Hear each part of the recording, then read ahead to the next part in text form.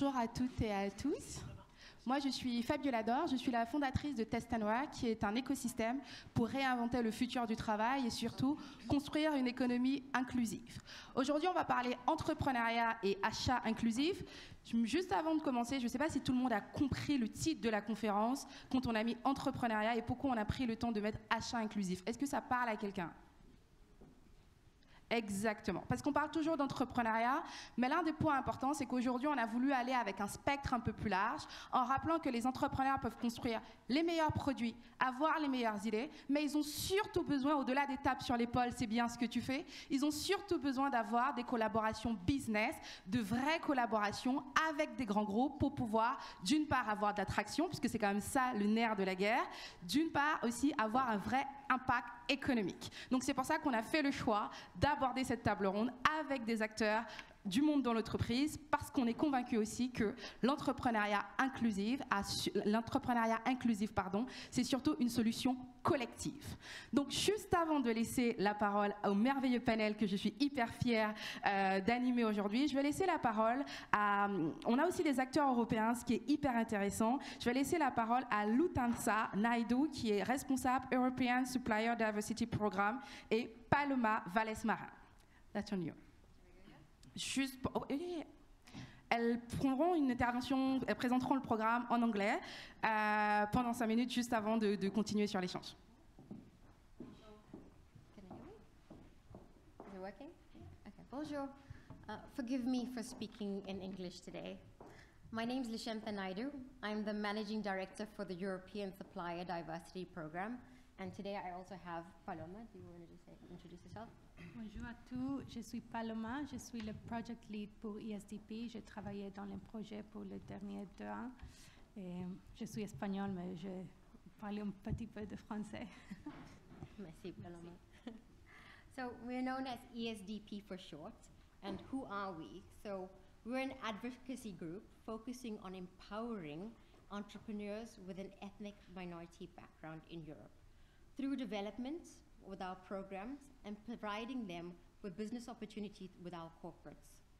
In the past 2 years, we ran a successful pilot program led by Paloma, where we did extensive research into the opportunities for minority suppliers in Europe. And we can later share the Minority Business Matters report with you. That report proved that Europe is ready for minority entrepreneurs to run successful business. We're officially now launched after the 2-year program in the Netherlands as a foundation, and we're expanding operations into France and Germany. So as an entrepreneur, you can directly register with us and be part of the program. We have programs like Accelerator, some people here have registered, which is a help to be corporate ready, innovation challenges, so you can pitch your innovations to a round of corporate judges, and we plan to be the first, once you're registered, you'll be part of our database that corporates will eventually have access to, and we plan to be the first advocacy group in Europe to certify ethnic minority suppliers, developing them through our program and connecting them with corporates. We are supported by companies like Unilever, Johnson & Johnson, CBRE, and Sanofi, to mention a few. So Paloma and I will be here for the rest of the day. If you have any questions, feel free to ask us. And just a little bit about why we're doing it. In my native South Africa, we have a philosophy called Ubuntu.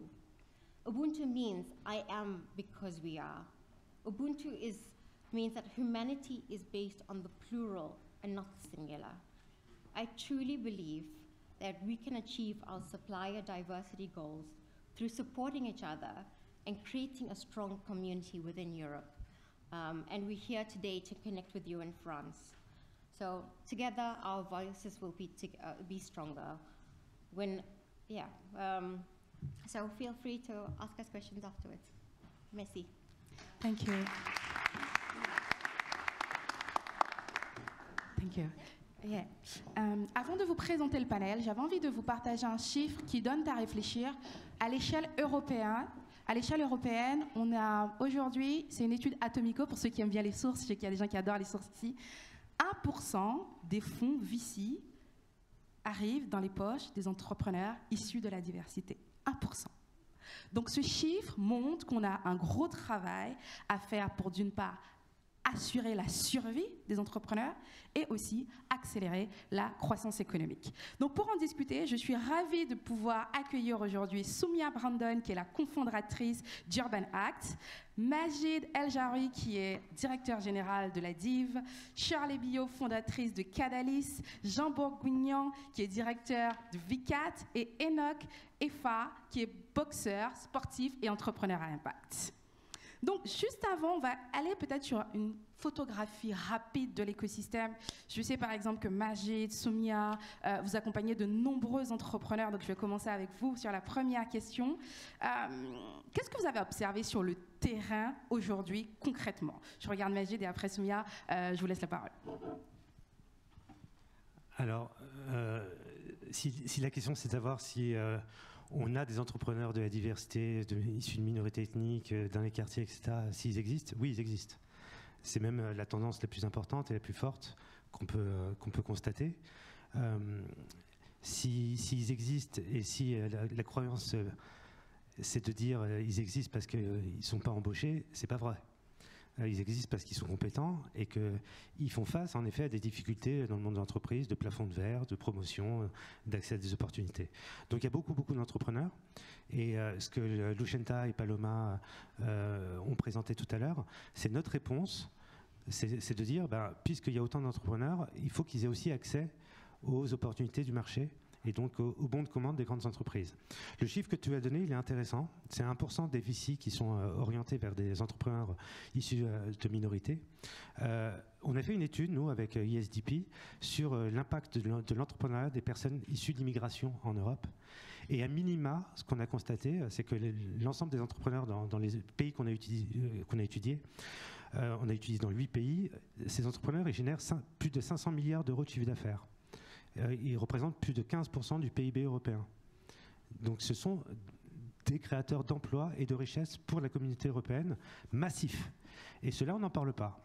On en parle très peu. Et donc c'est notre mission aujourd'hui de les visibiliser, de leur donner la parole, de leur donner une audience en quelque sorte.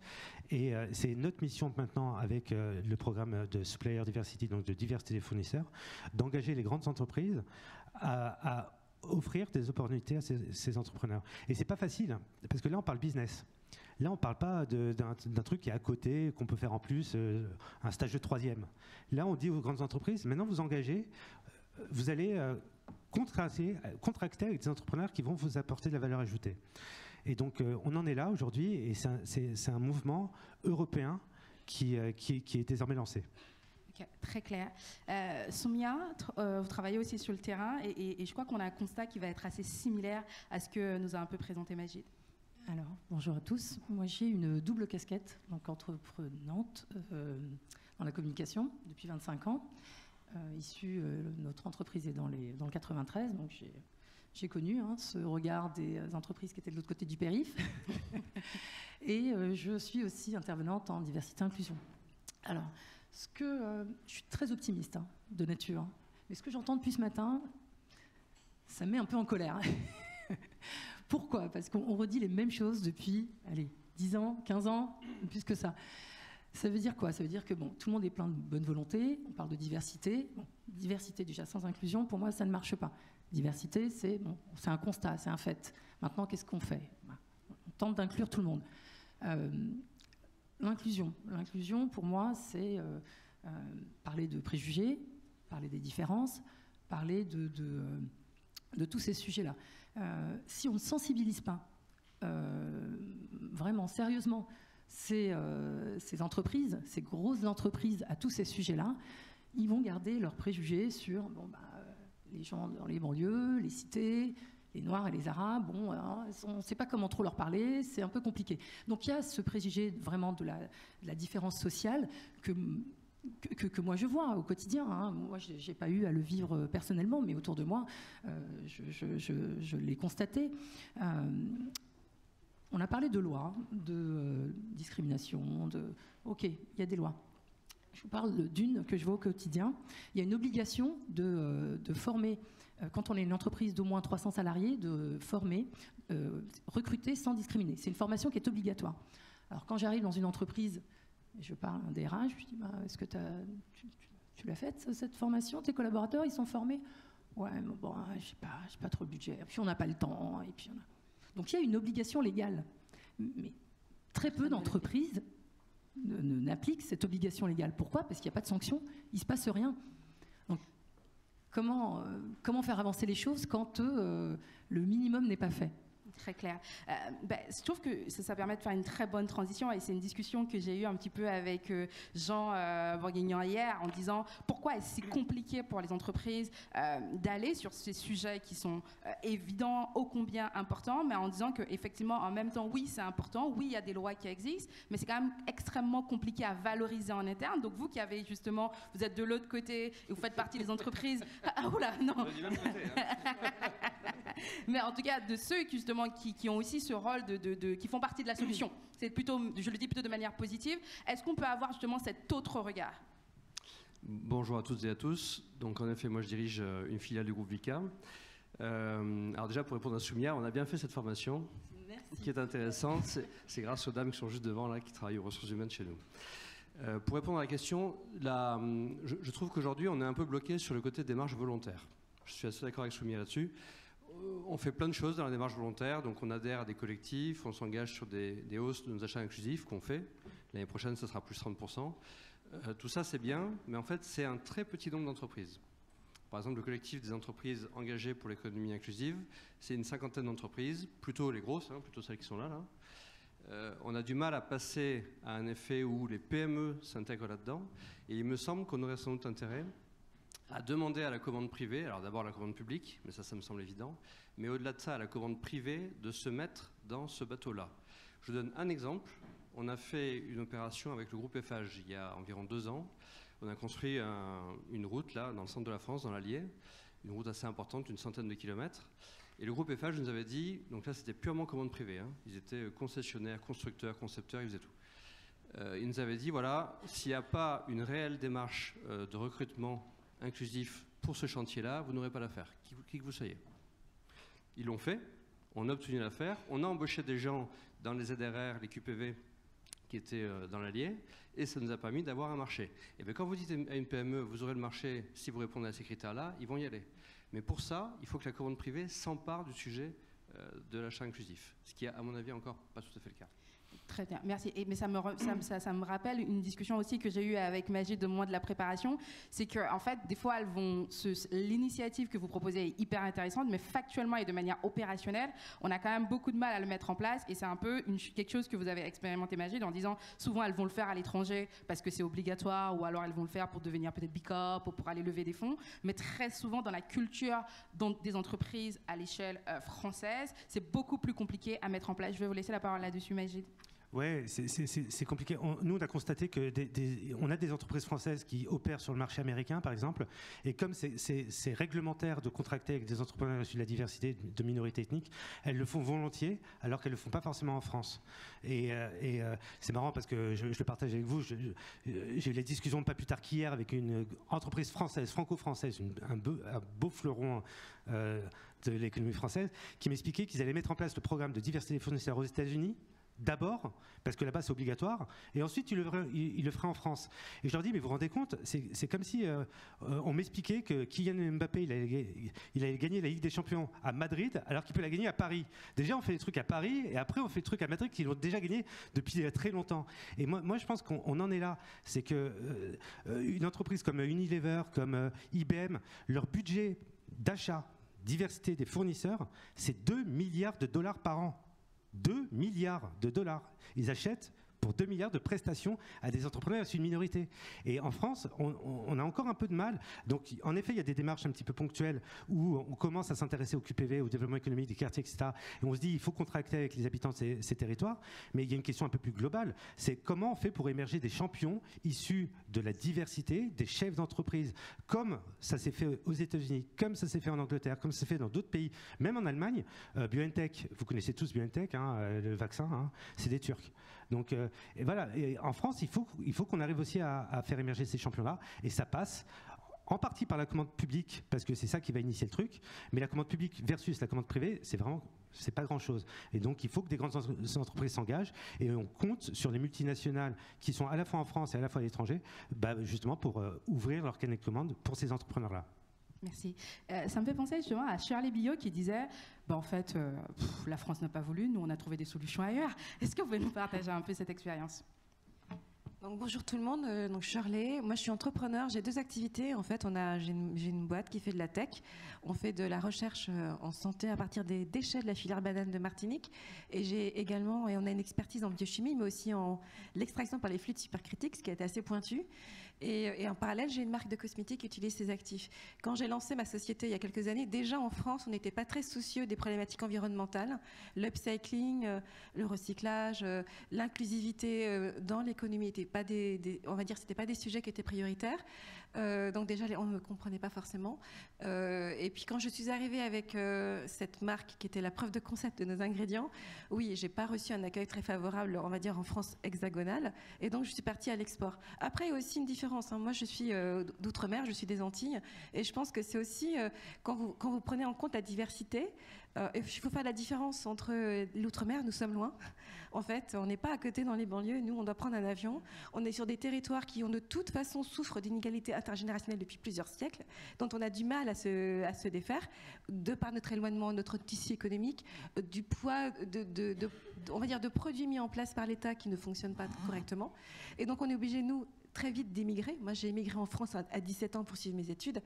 Après, quand on rentre, on n'a pas forcément les emplois qu'on veut, parce qu'on ne les donne pas forcément. Et puis, il n'y a pas non plus beaucoup de débouchés. Donc, en gros, moi, je me suis dit, comme je suis quelqu'un de très positif, comme tu le disais tout à l'heure, je me suis dit, bon, mais la France ne m'attend pas, et je pense que la France n'attend pas les autres mers. Je suis partie en Asie. Et pour le coup, en Asie, on a démarré tout de suite, on est rentré chez Isetan, qui est le plus grand magasin au Japon, on est rentré en Corée, on a démarré l'Australie, et finalement, moi, ça m'a redonné confiance en moi, parce que si j'étais restée sur l'échec français, j'aurais peut-être j'aurais eu de l'amertume, peut-être de la souffrance, et j'en ai pas eu parce que je me suis dit, c'est pas grave, ils sont pas encore prêts. Je vais réussir ailleurs, c'est pas grave, et je reviendrai après. Je suis allée aux États-Unis, et les États-Unis, pour nous, c'est aussi un pays qui est extrêmement accueillant. D'abord, on est américain, en fait, on est caribéen, donc déjà, il n'y a pas de stéréotypes sur les Antilles françaises quand on va dans d'autres pays, alors qu'on en souffre en France. Et donc, pour le coup, j'ai démarré, là, on est rentré dans 600 magasins aux États-Unis. Enfin, pour le coup, on a démarré plus vite. La France a été plus lent. Mais je pense que c'est aussi la culture française qui est comme ça. Il faut aussi pallier à ça. Donc, il ne faut pas s'arrêter aux freins. Et moi, j'ai adoré la phrase « ils sont pas prêts, j'ai fait ailleurs ». Ça me fait penser quand même… Si je peux me permettre, parce qu'elle ne le dira pas, mais elle a été élue femme entrepreneur de l'année en Europe il y a 2 mois. Voilà.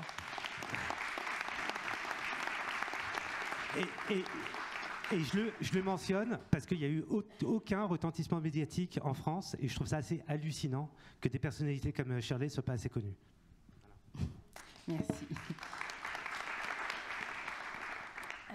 Je trouve intéressant l'exemple de Shirley, et comme je disais, j'ai beaucoup aimé l'idée, ils sont pas prêts, moi je suis ailleurs parce qu'il faut continuer d'avancer. Mais en préparant l'échange aussi, en discutant avec Enoch, qui me disait, moi par contre, je crois encore au rêve français. Qu'est-ce qu'on répond quand en fait ils sont pas prêts? Et à côté, on a quand même ce rêve français qu'il faut continuer d'alimenter et que je comprends aussi. Je te laisse la parole. Mais écoutez, en fait, peut-être que ce que je vais dire, ça va un peu dissonner, mais quand moi j'ai entamé mon parcours, en rentrant par exemple il y a 20 ans au sein du groupe IGS, qui a accepté que mon projet qui était assez fou, c'était de m'entraîner 11 fois par semaine tout en suivant une formation en alternance. Quand ils m'ont accepté, je pense pas qu'à l'époque ils m'ont dit on est en train de te faire de l'inclusion là, t'as une tête de diversité, machin. Je pense pas que c'était comme ça. C'est qu'à partir d'un moment, ce rêve français, j'y crois parce que j'ai été éduqué dans cette notion où on se connecte entre valeurs communes au-delà de nos couleurs. Donc du coup, les personnes qui se sont adressées à moi ne savaient pas qu'elles faisaient l'inclusion. Aujourd'hui, on appelle ça comme ça, et je questionne ce mot d'inclusion, et je suis désolé parce que depuis tout à l'heure, je me dis mince, en fait, peut-être je suis pas à ma place. Parce qu'aujourd'hui, je crois plus que jamais en notre rêve français. Je prends un autre exemple. Je vais dans des réseaux comme Réseau Entreprendre, j'ai pu être lauréat. Ils me disent, mais pourquoi il n'y a pas d'autres personnes comme toi qui viennent ici? Je dis, comme moi, comment? Bah, sportif, je dis, comment? Et là, je vois bien qu'on est dans un pays où on a quand même notre singularité, qu'il faut arrêter de se comparer aux États-Unis, à d'autres pays, parce qu'il y a des statistiques ethniques ici, pour savoir qui est issu de la diversité. Bon, à partir d'un moment, en fait, on est quand même... comment ? Peut-être qu'il devrait y en avoir, mais pendant ce temps-là, en fait, on a des acteurs qui sont issus du monde de l'entreprise et qui sont hors clou. Et quand j'ai voulu lancer des programmes qui rapprochent le monde de l'entreprise à celui des 18-30 ans qui veulent monter un emploi, on m'a dit, oui, mais t'es dans aucun clou, t'es pas dans le clou insertion et ainsi de suite. Et c'est là où j'ai fait la rencontre de l'ESSEC, dans la chaire entrepreneuriat social, qui m'ont dit que ton dispositif, comme il sort du clou, tu vas créer un nouveau modèle économique. Et j'ai pu faire en sorte de m'adresser à toutes les France, parce qu'il y a aussi des gens en zone rurale aussi qui aimeraient être accompagnés. Il y a des personnes qui sont aussi issues de quartiers tout à fait normaux et qui eux aussi mériteraient d'être accompagnés. Et les groupes, en fait, qu'on a pu former, on a vu qu'on avait atteint 82% de réussite dans la recherche d'emploi ou dans le montage d'entreprise si on montait des groupes mixtes. Mais il fallait accepter cette adversité, c'est-à-dire qu'on te coupe les subventions parce que tu ne rentres pas dans une case, qu'on te taxe un peu de démago parce que tu t'adresses à toutes les France et parce que, par rapport au fait de me voir au-delà de ma couleur et de me voir par rapport à la valeur que je peux apporter. Et ça, par contre, ça a été peut-être clivant, c'est clivant et je suis désolé. Mais aujourd'hui, je crois en ce rêve français plus qu'à notre rêve français, bien sûr, qui pour moi existe déjà depuis des années. J'ai l'impression que le sujet qu'on aborde, c'est pas qu'il est has-been, mais désolé, hein, vraiment. Mais voilà, j'y crois plus que jamais. J'espère que ça va compléter ce qui existe là et sans dénigrer qui que ce soit. Voilà. Ok, je te laisse la parole tout de suite. Je peux juste rebondir, pardon, désolée. Je vous laisse. En fait, c'est ma partie préférée de l'échange. On croit tous au rêve français, en fait. Hein. C'est juste qu'il faut être attentiste, c'est pas forcément la solution. Je pense qu'il faut aussi provoquer, en fait, son destin, enfin les événements. Et quand moi je suis partie à l'étranger, c'est juste que je me dis, je vais pas rester sur un échec. Allez, j'y vais. Mais aujourd'hui, je suis administrateur de la FEBA, qui est le syndicat français des marques de beauté. Je suis ambassadeur Team France Export. Enfin, le rêve français, je suis dedans, mais tu t'es battu, en fait, il faut se battre. Il faut être proactif. Alors, moi, je rebondis sur... 1, 2, 1, 2. Alors, j'aime bien ce que tu dis, parce que ça me rappelle pas mal de choses. Je parlais tout à l'heure de la responsabilité des entreprises, de se former, de se sensibiliser. Mais en tant que femme issue de banlieue 93, j'ai entendu pas mal de discours de jeunes ou moins jeunes qui me disaient j'ai pas été pris, on m'a pas recruté, c'est des racistes, on m'a pas pris parce que je suis noire, parce que je suis arabe, parce que je suis voilée, parce que... Alors, des fois je leur dis mais tu t'es pas demandé si on t'avait pas pris juste parce que t'étais pas bon, parce que t'avais pas les compétences, parce que voilà. Donc la différence avec toi, c'est que tu t'es battu et que tu as eu confiance et que tu t'es tu t'es battu pour avoir ce que tu as et pour avancer. Donc la responsabilité, elle est double. Elle n'est pas que les entreprises qui doivent faire leur côté, mais aussi nous, de notre côté, je dis nous, les personnes issues des minorités, dans les quartiers défavorisés ou prioritaires, de se battre aussi. Hein. Je dis se battre parce que parfois c'est ça, mais d'aller de l'avant et puis d'avoir confiance, de ne pas se dire, de ne pas avoir également des préjugés. Les préjugés de on ne va pas me prendre parce que j'ai pas la bonne couleur, on va pas me prendre parce que... Donc, c'est cette double responsabilité aussi, moi, qui m'importe. Très très clair. Merci beaucoup. En tout cas, ce que j'aime beaucoup dans la discussion qu'on a pu avoir, c'est qu'aujourd'hui, on se rend compte quand même que c'est un peu le serpent qui se mord la queue. Tout le monde se renvoie un peu la balle, c'est de la faute ici, on m'a pas donné ici. Sauf que finalement, moi, j'aime à dire qu'on est dans une solution qui est collective. Sauf qu'aujourd'hui, si on a besoin, j'aime bien quand on parle aussi des actions. On a fait un constat, on a dressé un tableau, on a vu ce qui fonctionne pas et ce qu'il faut améliorer. Et je regarde, Soumia, on continuera ensemble. Aujourd'hui, si on pouvait, j'ai envie qu'on parte quand même en continuant d'être optimiste et en continuant de rêver le rêve français, africain, américain, le rêve qu'on veut en tout cas. On choisit selon qu'on veut et on applique. Aujourd'hui, quelles sont les actions concrètes pour être sûr de ne pas faire une conférence has-been, comme vient de le dire Enoch tout à l'heure, pour que l'année prochaine, on ne refait pas un truc has-been et qu'on puisse arriver avec des chiffres qui font rêver et des résultats. Quelles sont les actions concrètes qu'on pourrait avoir ? Ce qui marche dans la diversité, alors je donne l'exemple du handicap parce que j'interviens beaucoup sur ce sujet, c'est le porte-monnaie. Voilà.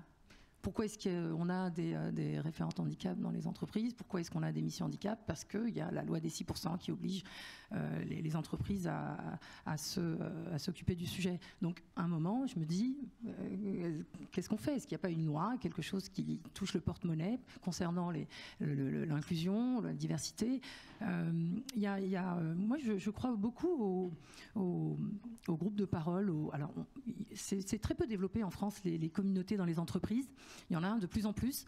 Il y en a beaucoup aux États-Unis, en plus cette culture-là, parce qu'on a toujours peur des groupes, on a toujours peur de ce qu'on peut se dire. Voilà, mais des groupes ouverts, des groupes de femmes maghrébines, des groupes d'Africains, des groupes dans les entreprises qui permettraient de parler de leurs différences, mais pas de groupes fermés. Ça, je ne suis pas pour les groupes fermés, des groupes ouverts à tous qui permettraient justement de développer ces sujets-là de diversité, d'inclusion et de parler de sa différence. Parce qu'encore une fois, pour moi, c'est la richesse d'une entreprise. Les différences, les talents divers et variés qui vont faire que une entreprise va performer. Alors c'est marrant parce que moi, on discrimine tous d'une manière ou d'une autre, de manière inconsciente, j'espère, pour vous.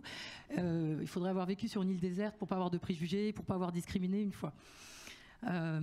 Moi-même, dans mon entreprise, à Urbanact, quand on a démarré, on était 2 au début, plus d'une vingtaine aujourd'hui, mais petit à petit, quand je m'occupais du recrutement, je me suis rendu compte que j'avais aussi des biais. Je recrutais que des gens qui me ressemblaient. Voilà, des gens issus de cette même banlieue, ou des gens qui pratiquaient le même sport que moi. Donc on a tendance j'ai eu tendance moi aussi à discriminer et à avoir des préjugés sur des gens différents. Et je me suis rendu compte à un moment, je me suis dit mais ma boîte va pas. Enfin, comment je veux être performante? Comment est-ce qu'on veut avancer avec des gens qui me ressemblent tous? Enfin, c'est pas possible. Donc pour moi. C'est ce qui est important dans une entreprise, justement, de mettre en valeur les différences et de faire en sorte que cette diversité soit une richesse pour la performance RH et pour la performance globale. C'est pour ça que c'est un sujet aussi qui doit être pris à haut niveau bien sûr des DRH, mais au niveau aussi de la stratégie globale de l'entreprise. Très clair. Enoch, si jamais on avait un champ des possibles qui serait hyper large et on peut faire ce qu'on veut, on commencerait par quoi selon toi? De rétablir, par exemple, alors, il n'y a pas de recette miracle, mais déjà de rétablir le fait de bosser sur soi. Il y a pas mal de choses qui ont été désacralisées. Le prof s'est désacralisé. J'ai passé 3 semaines à Saint-Cyr, à côté de Quidan. Je me suis dit, mince, j'ai eu une réflexion. Je me suis dit, mais pourquoi on a enlevé le service militaire? C'est dommage parce que, voilà, là-bas au moins je pouvais bosser sur mon caractère, travailler aussi en groupe, faire corps avec des personnes. Dans ma promotion, il y avait un monsieur qui s'appelait Julien Audoul. Certains peut-être le connaissent. Et je sais qu'au bout de 4 jours, il était parti parce que c'était trop dur. Mais par contre, ça ne nous a pas empêché de faire corps ensemble. L'autre chose, je vois aussi que, et ça confirme aussi l'importance de pouvoir bosser aussi sur soi, parce que avec des contextes dans lesquels aujourd'hui il y a beaucoup de familles monoparentales qui essaient d'éduquer, d'assurer différents rôles, on se rend compte que le rendez-vous qu'on demande aux parents d'assurer, il est très très complexe aussi. Donc quand on prend tous ces facteurs-là, il y a deux leviers. C'est la formation tout au long de la vie, qui pour moi est un levier très important. Tout à l'heure je parlais du groupe IGS ou d'autres institutions, mais le groupe. Et je pense aussi que les entreprises, là je suis en train de terminer un tour de France où je m'adresse à des DRH, elles sont toutes en train de chercher aujourd'hui des solutions pour recruter différemment, pour faire en sorte d'accompagner les personnes à la réalisation de soi, parce qu'on voit que le mindset est devenu crucial. Aujourd'hui, les personnes, on doit les engager dans quelque chose qui ait du sens. Sans le sens, il n'y a pas de performance. Mais comment on le fait si on occulte la partie qui est fondamentale, c'est-à-dire bosser sur soi, faire en sorte de cultiver les singularités, faire en sorte que la personne puisse se dire que je suis à ma place avec toutes mes composantes et il n'y a pas de dilemme lié à mon origine, ma couleur ou quoi que ce soit. Il faut bien un lieu pour ça.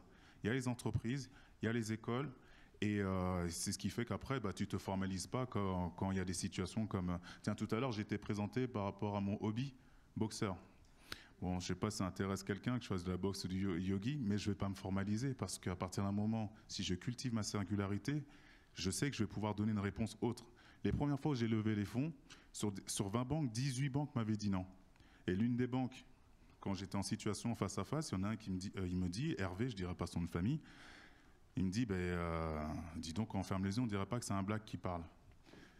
Moi, si je n'avais pas fait ce travail sur moi, si je n'avais pas été accompagné, si je n'avais pas été accompagné par des personnes qui m'avaient vu au-delà de ce à quoi on pouvait m'associer, et si je n'avais pas fait ce travail sur moi, j'aurais pu mal réagir.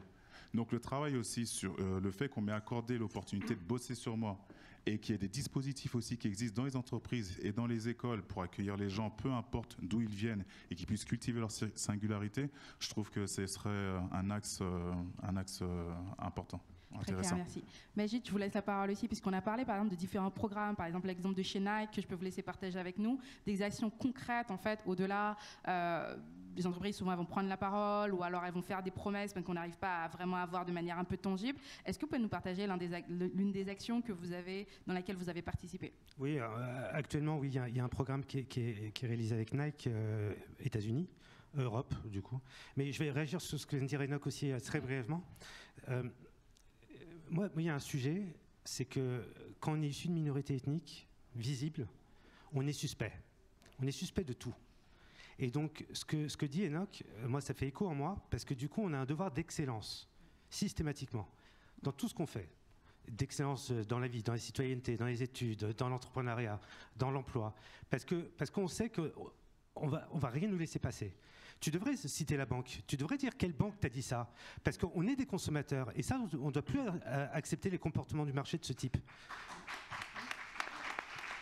Et ce devoir d'excellence, moi, je le matérialise justement avec ce programme de diversité des fournisseurs, en disant, en fait, on ne demande pas la charité, on ne demande pas l'aumône. On est des entrepreneurs compétents, mais on n'a pas l'accès aux opportunités. Moi, je me souviens, quand j'étais jeune, que je cherchais un stage, j'étais toujours le dernier à avoir un entretien. Mais il me fallait un seul entretien pour avoir le stage. Et c'était vraiment difficile à vivre. Et maintenant, ce qu'on est en train de dire, c'est, on veut pas des quotas. On ne veut pas de la discrimination positive. Nous, on veut l'action positive. La même chance, la même ligne de départ pour tous, et après on fait la course, on verra qui l'emporte. Et c'est la loi du marché. Après derrière, si j'ai pas le marché, j'ai pas le marché, et j'en aurai un autre. Mais au moins j'ai le même accès aux opportunités. Et c'est ce qu'on fait avec Nike. Donc le programme avec Nike, c'est de se dire, en fait, il y a plein d'entrepreneurs dans tous les domaines qui s'empêchent de travailler avec des grandes entreprises. Du coup, on s'est dit peut-être que on va acculturer les deux populations. Peut-être que les exécutifs, les cadres, le middle management de Nike, ils n'ont pas trop l'habitude de travailler avec des gens issus de minorités. Et peut-être que les entrepreneurs issus de minorités, ils n'ont pas trop l'habitude de travailler avec des cadres d'une grande entreprise comme Nike. Eh ben, on va faire un programme où ils vont faire des activités ensemble, ils vont faire des ateliers ensemble, ils vont apprendre à se connaître. Le directeur marketing de Nike va expliquer comment il sélectionne les agences de communication, c'est quoi les critères, c'est quoi le message, le message et les valeurs de Nike. L'entrepreneur, il va dire, mais moi j'ai des difficultés, parce que travailler avec une grande entreprise quand elle me paye à 90 jours fin de mois, pour moi c'est difficile parce que j'ai que 2 salariés, je dois les payer tous les mois. Et voilà, et petit à petit, ils vont faire un pas l'un vers l'autre, et au bout de quelques mois, peut-être, je dis bien peut-être, ils vont commencer à faire des affaires ensemble. Et c'est comme ça qu'il faut qu'on avance, faire tomber la suspicion systématique, être un peu plus bienveillant, parce que l'entrepreneur qui est en face et la minorité qui est en face, se sentir excellent tous les jours, quelquefois c'est épuisant. Et on ne peut pas le vivre comme ça toute sa vie. Très clair. Ça me rappelle aussi un début de conversation qu'on a eu ensemble, j'ai pas gagné, en disant, en fait, il y a beaucoup de bonne volonté, mais il manque aussi peut-être un cadre légal qui fait qu'on peut valoriser aussi certaines actions. Puisque chez Nike, c'est intéressant, mais là encore, on est sur du bon vouloir. Et après, Charlotte, je te laisserai la parole, mais juste avant... Ah, ok, parfait. Mais juste avant, est-ce qu'il y a aussi un cadre légal qui vient accompagner l'entreprise, qui permet qu'elle peut ensuite valoriser? Est-ce qu'on peut avoir votre expertise là-dessus? Oui.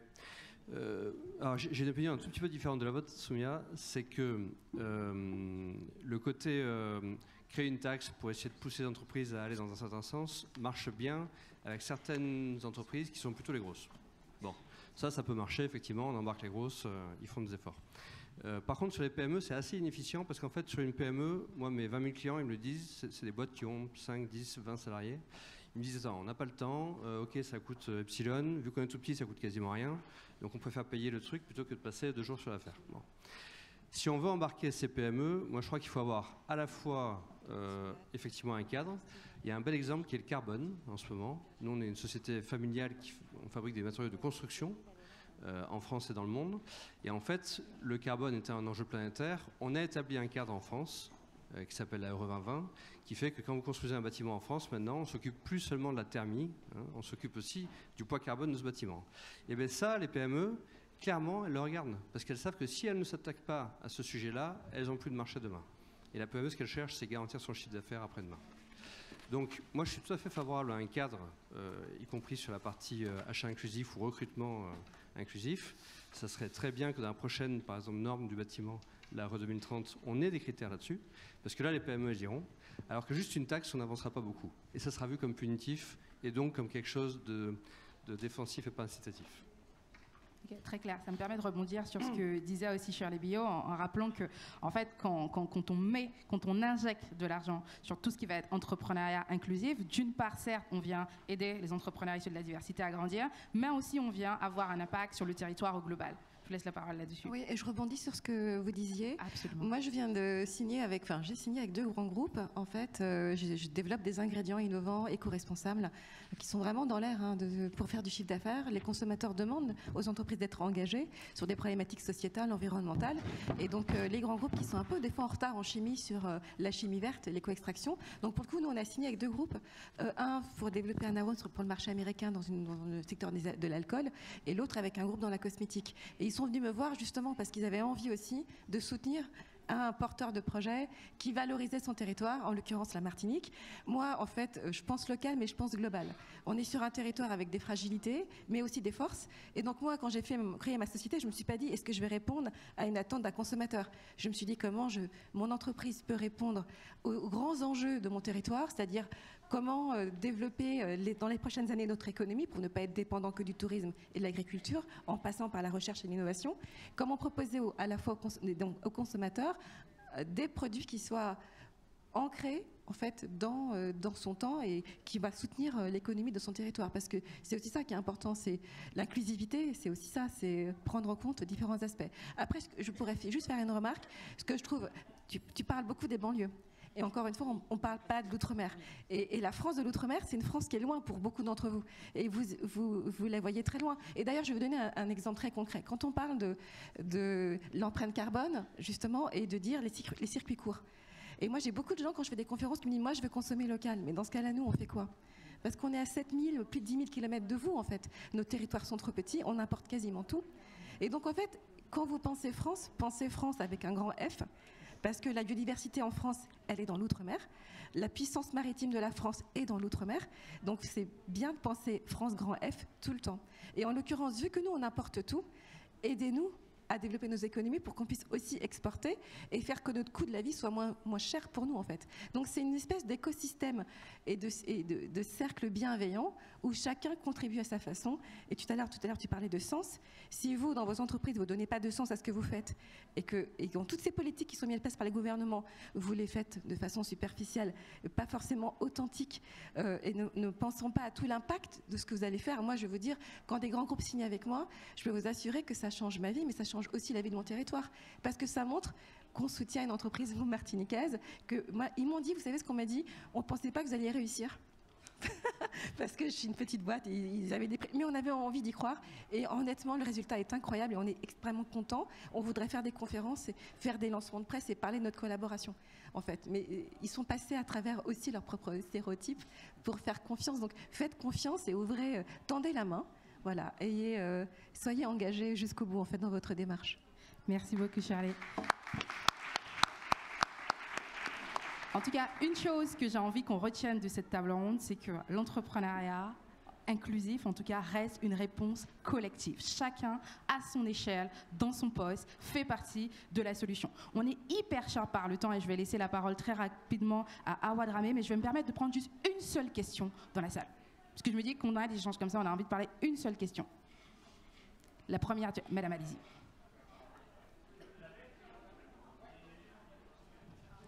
Oui.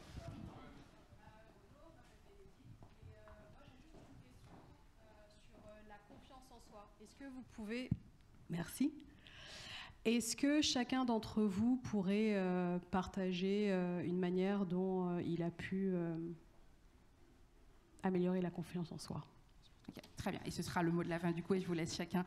Je te laisse comme ça, absolument. Je vais essayer de faire court. L'idée, c'est de se dire que comme je le disais tout à l'heure, c'est que tu as ta singularité. Aujourd'hui, cette singularité, c'est une force.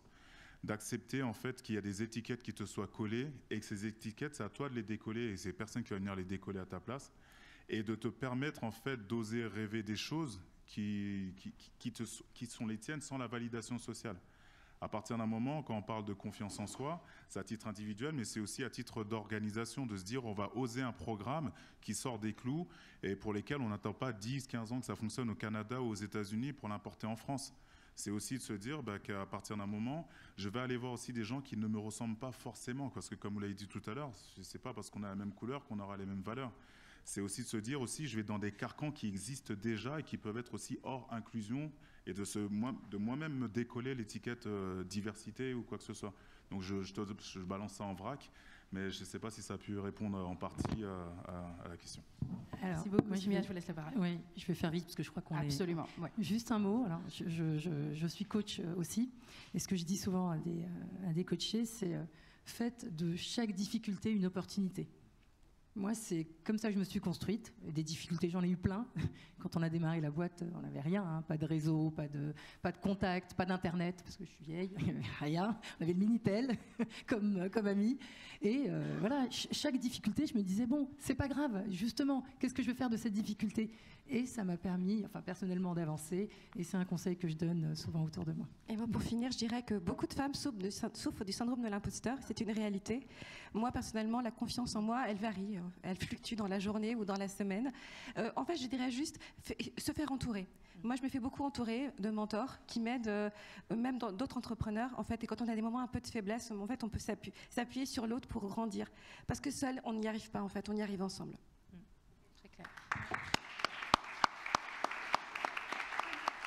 Majid, un dernier mot ? Oui, c'est aussi important de rappeler que c'est normal de douter. Tout à l'heure, je parlais beaucoup de l'excellence, le devoir d'excellence, etc. Il y a des moments de doute, il y a des moments de questionnement, et Shirley vient de le dire. C'est normal de douter et de le partager. Et c'est même bien de le partager. C'est comme ça qu'on reprend l'énergie. Et souvent, dans l'entrepreneuriat, c'est le tabou ultime, c'est le burn-out. On ne parle jamais des burn-out des entrepreneurs, et les entrepreneurs ne veulent jamais en parler. Moi, qui suis souvent allé aux États-Unis, c'est le premier sujet que les entrepreneurs américains mentionnent quand ils parlent de leur parcours entrepreneurial. C'est pas comment on va gérer un burn-out. Non, c'est pas comment on peut éviter un burn-out, c'est comment il faut le gérer. Donc le partage, c'est quelque chose de très important. C'est normal de douter, et c'est même plutôt une bonne chose. Ok, très bien. Jean, je vous laisse le mot de la fin. Je crois que vous l'avez très bien dit. Pour moi, la démarche, elle doit être effectivement incitative, très locale. On n'a peut-être pas beaucoup parlé, parce qu'effectivement, des dom-toms, c'est du local pour moi. C'est faire les choses sur le terrain, à petite échelle. C'est ce qu'on essaie de faire tous les jours. Et je crois qu'on réussira si effectivement il y a une conjonction des planètes, une espèce d'incitation commune, aller tous dans le même sens, localement, pour aller dans le bon sens. En tout cas, un grand merci à vous d'avoir été avec nous aujourd'hui.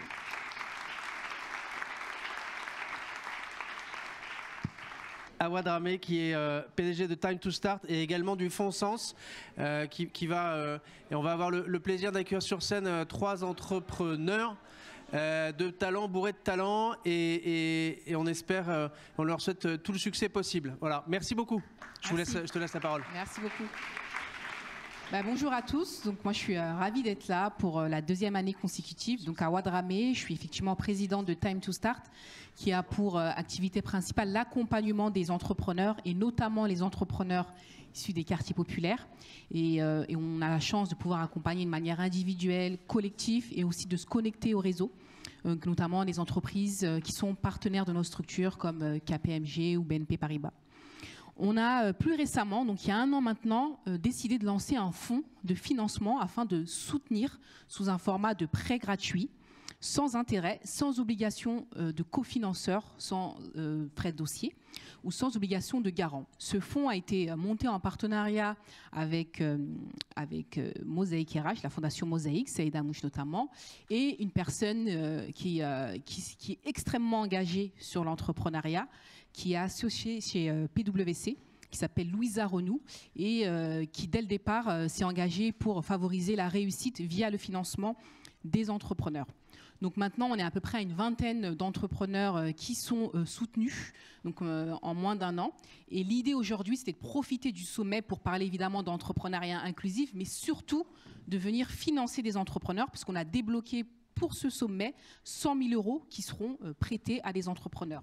Et donc, sans plus attendre, puisqu'ils vont passer en comité de financement dans quelques instants, je vais appeler les 3 entrepreneurs qui, tour à tour, vont venir vous présenter un peu leur activité. Et donc, le premier du coup entrepreneur, qui sera donc un homme, qui est donc Dali Benour, qui a monté Swahilo. Donc, je te laisse en 3 minutes nous présenter un peu ton activité, comme tu veux. Bonjour à toutes et à tous. Donc, je m'appelle Dali. Aujourd'hui, on va parler lavage automobile. Donc, aujourd'hui, lorsque vous allez laver votre voiture, vous allez gaspiller entre 150 et 200 litres d'eau. Aujourd'hui, ça représente 35 millions de mètres cubes d'eau potable qui sont gaspillés chaque année en France. Et en lavant votre voiture, il n'y a pas que l'eau que vous gaspillez. Vous gaspillez aussi votre temps. Donc, c'est valable aussi pour monsieur tout le monde, mais aussi pour les entreprises, pour les gestionnaires de parcs automobiles. Partant de ce constat, donc, on a créé Swahilo. Swahilo, c'est une application mobile digitalisée à impact social et environnemental de lavage automobile et de nettoyage de mobilier, c'est-à-dire de canapés et moquettes, etc. Parce que le gaspillage dans le secteur du nettoyage n'est pas uniquement dans le secteur automobile. L'application Swahilo, aujourd'hui, c'est une solution aussi d'émancipation d'hommes et de femmes dans les quartiers prioritaires de la ville, pour toute personne qui est éloignée de l'emploi, aussi les handicapés. C'est une solution pour les aider à créer et lancer leurs projets. Donc en auto-entrepreneur. Swahilo apporte une solution clé en main qui va de la formation, de l'accompagnement, mais aussi mise à disposition de toute la logistique. C'est-à-dire on a en interne des flottes de vélos cargo. Ce sont des véritables unités mobiles prêtes à l'emploi pour effectuer des prestations de services de nettoyage automobile écologique qui permet une grande économie d'eau parce qu'on nettoie la voiture soit sans eau, soit avec de la vapeur. Ce sont des générateurs à vapeur qui permettent une grande économie d'eau. Donc aujourd'hui, en fait, on lance des appels à candidature dans les quartiers prioritaires de la ville en partenariat avec des associations qui travaillent sur l'entrepreneuriat, mais aussi la reconversion professionnelle. Mais aussi, en fait, on cherche des partenaires économiques, des entreprises qui ont un ancrage territorial pour aller chercher ces personnes et les aider à lancer leur projet en auto-entrepreneur. Et nous, en fait, on les accompagne avec cette solution clé en main. Donc aujourd'hui, l'objectif de Swahilo, c'est de connecter donc, les acteurs économiques avec les personnes qui sont éloignées de l'emploi ou de l'entrepreneuriat. Et nous, en fait, on leur apporte tout ce soutien-là pour se lancer sereinement, sans prise de risque. C'est-à-dire, en fait, aujourd'hui, je prends un exemple, un homme ou une femme dans un quartier qui n'a pas de sous et n'a pas le réseau nécessaire, nous, on met à disposition de cette personne-là toutes les solutions nécessaires. Merci. Du coup, on n'a que 3 minutes, je suis désolée. Je l'ai dépassé ? Oui. Je vous remercie et bon courage pour les finalistes. Merci beaucoup, Dali. Je te laisse poser. Merci beaucoup. C'est vrai qu'on a beaucoup de... Chaque année, on a des projets à impact. L'année dernière, par exemple, on a eu Brahim Bourkia qui a monté le Burger Suspendu qui vise à soutenir les étudiants en offrant un repas gratuit. Donc, ce qui est intéressant, c'est que vraiment, on a une vraie mixité de projets. Donc, sans plus attendre, je vais appeler du coup la deuxième, donc Jennifer, qui a monté En Bois. C'est ça. Je te laisse 3 minutes pour présenter. Ok, c'est parti. Go. Bonjour à toutes et à tous. Je m'appelle Anne Jennifer et je suis la fondatrice de Homeboa. Homeboa, c'est un projet personnel qui m'a été inspiré par ma mère à une époque où elle a eu envie de trouver un travail où elle se sentirait pleinement épanouie et qu'elle n'a pas pu trouver parce qu'elle a dû faire face à un constat qui est celui que quand on est une femme qui a eu un parcours de migration, qui n'a pas fait d'études et qui n'a pas de diplôme, eh ben on a un taux de chômage 2 fois plus élevé que la moyenne. Ce constat, qui est un constat individuel, est pourtant une problématique beaucoup plus large, puisque aujourd'hui, des Daniel, des femmes comme ma mère, qui ne parviennent pas à trouver un travail qui les épanouisse et qui puisse correspondre pleinement à leur individualité, eh bien, elles sont 4 millions en France. Vous savez, quand on quitte son pays, on dit souvent qu'on part sans rien, mais ce n'est pas tout à fait vrai. On part avec quelque chose d'inestimable qui s'appelle le patrimoine culturel. Et tout l'enjeu d'Homeboa, justement, c'est de valoriser ce patrimoine culturel en permettant à toutes ces femmes de partager leur culture et leur savoir-faire et de gagner de l'argent grâce à ça. Alors il y a 1001 façons de le faire et nous on a choisi de le faire avec de l'événementiel. Donc en quelques mots, Omboa c'est une agence événementielle qui a un double impact. Le premier c'est de permettre à toutes ces femmes d'acquérir une autonomie financière et de créer de la valeur au sein de leur pays d'accueil, ici en France. Et le second c'est de permettre à des entreprises qui le souhaitent d'avoir un impact qui va bien au-delà des murs de leur entreprise, de sensibiliser leurs collaborateurs et de créer du lien non seulement entre leurs collaborateurs mais également avec des personnes qu'elles auraient peut-être jamais rencontrées dans un autre contexte. Et ça fait 2 ans qu'on fait ça et qu'on a permis à des sociétés telles que Google, Société Générale, Doctolib ou encore Bayard de créer du lien et de découvrir de nouvelles cultures. On a créé de belles histoires en permettant à des femmes comme Awa, gambienne, maman de 3 enfants, de partir à la rencontre des collaborateurs de Doctolib et à travers un atelier qui n'avait l'air qu'être un simple atelier autour du karité, ils ont pu apprendre une nouvelle culture, créer du lien, se découvrir et en apprendre plus sur les us et les coutumes de son pays. Et on ne va pas s'arrêter là, puisque l'objectif, c'est que peut-être que grâce à vous et grâce au Fonds Sens, on va permettre d'ici fin 2024 à plus d'une centaine de femmes de rejoindre cette aventure et de créer de la valeur grâce à leur savoir-faire. Donc si vous partagez nos valeurs et que vous avez envie de vous lancer avec moi dans cette belle aventure, n'hésitez pas à venir me contacter. Merci. Bravo, merci beaucoup à Jennifer, c'était super. Et enfin, notre dernière pitcheuse, du coup Marion, qui a monté Caravan Palace. Donc on t'écoute pour 3 minutes.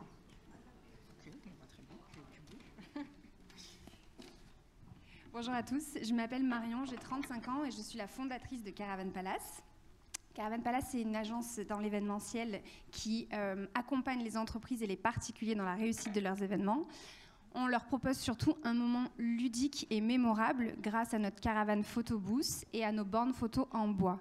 Pour vous expliquer rapidement ce qu'est un photobooth, c'est un dispositif équipé d'un appareil photo, d'une imprimante, d'un ordinateur et d'un écran tactile qui va vous permettre de vous prendre en photo et de repartir instantanément avec votre cliché personnalisé. Nous proposons également nos services de scénographie pour créer un univers, une ambiance et apporter un petit peu de magie aux événements.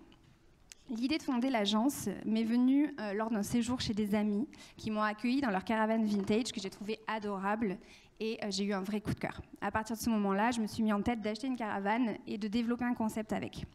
La suite, on la connaît un petit peu. Août 2020, j'achète la caravane, j'entreprends les travaux de rénovation et en parallèle, je développe le photobooth. J'avais pas envie d'investir dans un photobooth que tout le monde connaît. J'avais envie d'apporter ma touche déco et design et surtout de le fabriquer de manière éthique et responsable. Du coup, le photobooth est réalisé par un designer français indépendant, également par un ébéniste local et le bois provient d'une série française aussi. La suite, été 2021, je commence les premières prestations, ça se passe plutôt bien, le concept commence à se faire connaître. Été 2022, je lance mes services de scénographie en sus et été 2023, je double presque mon chiffre d'affaires. Aujourd'hui, j'ai besoin de sens pour me permettre de me développer et de grandir. Je ne suis pas du tout issue d'une famille d'entrepreneurs et je viens même d'un milieu plutôt modeste, mais on m'a inculqué la valeur du travail et de la persévérance. Les objectifs que je me suis fixés nécessitent de créer 3 nouvelles bornes photos à aujourd'hui. Et malheureusement, je suis souvent obligée de refuser des prestations par manque de matériel. J'aimerais également me structurer davantage et embaucher un contrat en alternance qui pourra m'accompagner durant la haute saison. Je suis aussi maman d'une petite fille de 4 ans et tout mener de front, c'est pas toujours évident. Voilà, merci de m'avoir écouté. Bonne journée à tous. Merci beaucoup Marion. Alors là, qu'est-ce qui va se passer? On va recevoir chacun des candidats en comité de financement, donc dans une salle en privé, et ils auront chacun quelques minutes pour convaincre le comité de financement de leur prêter cet argent pour accélérer leur activité. Donc je voulais vous remercier et je vous donne rendez-vous tout à l'heure pour écouter 3 autres entrepreneurs qui ont également sollicité le Fonds Sens pour un financement. Merci à tous.